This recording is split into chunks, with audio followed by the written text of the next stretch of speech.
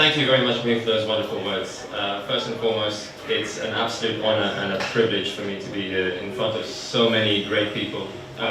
You might not have seen me before, you may have heard of me, but I've certainly seen and heard of many of you here, and it's a fantastic honor. Thank you very much.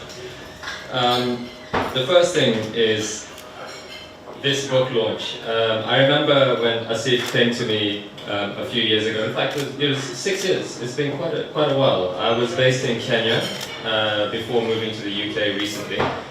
And Asif, in his humble ways, as mentioned before, would approach me and say he's working on a project. And I thought this was very meaningful because it's important for every family, every person who's ever achieved anything to document that as a legacy and for something to hand down to the future generations.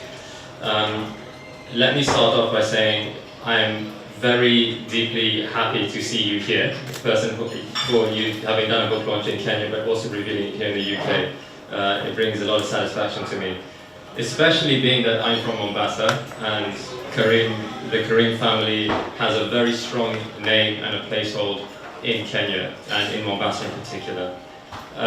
My story is, I'll start off with Asif because his father was an incredible man. I don't need to elaborate on what was said earlier with those kind words. I do remember, however, going into Karim's sports house when I was just a child and ogling at all of the tennis rackets and all these wonderful shoes, and my dad would be like, no, not yet, not yet. And he loved having conversations with the late Yusuf, and I can see where Asif and Irfan get their charm and their wit from. So that was a good thing for me to be welcomed into the life of tennis. Asif, I don't know if you remember, there was a moment in Mombasa Sports Club. I used to idolize Asif.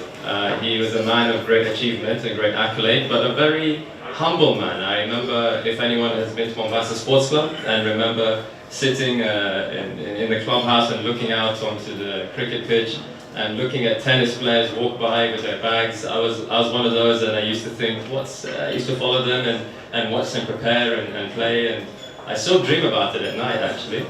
And I used to always bother my father and my mother, and I wanted to get on court with Asif. And I was just a young boy, and he used to train very hard, and one story in particular I remember. You were preparing for, I believe it was either an All Africa Games or a Davis Cup. And he was in his sporting whites, impeccably dressed. Asif was always impeccably dressed. He was very well presented.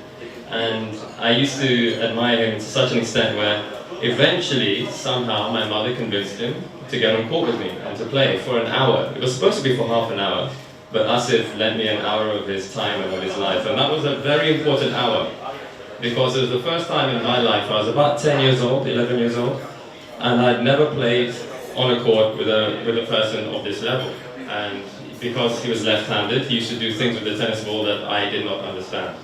And hearing about the intellect and the hand-eye coordination that your father had, well, you certainly have it. And you had it in spades, and I'm sure you handed it down to Irfan, because your ability to manipulate a tennis ball still, in my head, is something that I dream about, because as a left-hander spinning the ball in a way that I did not understand at the age of 11 was a baptism of fire for me, and a realization that you can do different things with the tennis ball.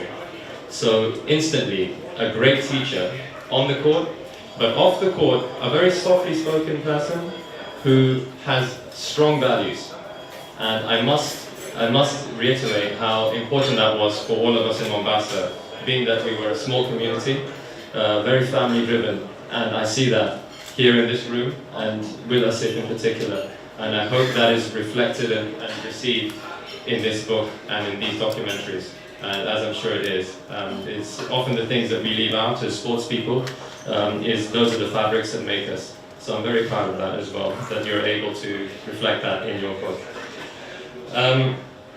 Other than the wisdom that was handed down, I'd like to say that I'll be the first one to be buying the book and making sure that everyone around me understands the depth and the wealth of experience that you've created. And I hope to see Irfan much more in the years to come. Thank you very much for having me here. Yeah.